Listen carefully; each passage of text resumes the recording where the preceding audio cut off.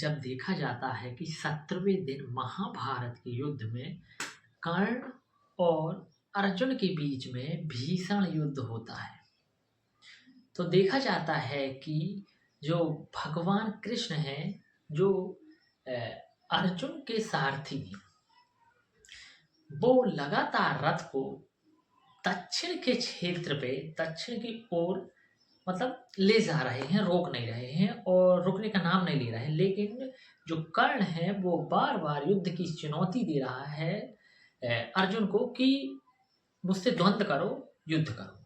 लेकिन ये बात जो भगवान श्री कृष्ण हैं, जो सारथी बने हुए हैं, वो उस बात को नकार रहे हैं और अर्जुन से कह रहे हैं कि जैसा मैं करता हूँ, मैं बोलता हूँ, भाई वो तुम करो। और रथ को लगातार वो ले जाते हैं। किस क्षेत्र में ले जाते हैं? उस क्षेत्र पे ले जाते हैं जहां पर कीचड़ हो, जहां पर कर्ण का रथ का पहिया फंसना है, वहां ले जाते हैं। लेकिन बार बार कर्ण यहाँ से युद्ध की चुनौती दे रहा है और लगातार द्वंद्व कर रहा है, चलते हुए रथ पर ही। पर फिर जब जो कर्ण है, कर्ण बोलता है कि मैं ब्रह्मास्त्र का उपयोग करूंगा, यदि रथ नहीं रोका गया तो मैं ब्रह्मास्त्र है जो मैं ब्रह्मास्त्र चला दूंगा। लेकिन जैसे ही वो ब्रह्मास्त्र का संधान करता है, वैसे ही ब्रह्मास्त्र की संधान करने की जो विधि है वो भूल जाता है।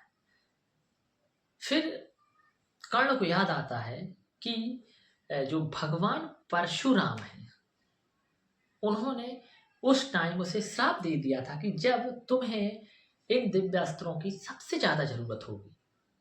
कब? अब जरूरत पड़ रही है कि अर्जुन को मुझे रोकना है, अर्जुन क्यों भाग रहा है और मुझे ब्रह्मास्त्र का प्रयोग करना है। तो देखा जाता है कि कर्ण है जो ब्रह्मास्त्र संधान करने की जो विधि है वो भूल चुका है, नहीं कर पा रहा ब्रह्मास्त्र संधान।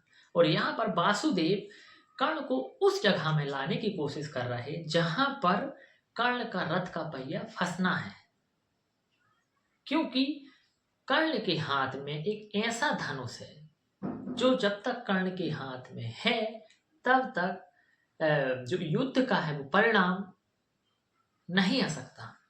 मतलब धर्म की जो स्थापना होनी है वो स्थापना नहीं हो सकती भैया। क्यों?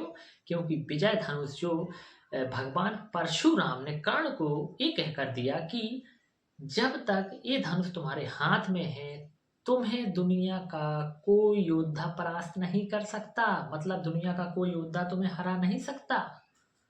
भगवान कृष्ण जो भली भांति ये जानते थे कि यदि कर्ण के हाथ में धनुष रहा तो युद्ध जो ये महाभारत है वो जीतना मुश्किल हो जाएगा। तो जब कर्ण का रथ का जो पहिया है वो कीचड़ में धंस जाता है, तो कर्ण अपना जो जो धनुष है उसको रखता है और रथ का जो पहिया है वो निकालने लगता है।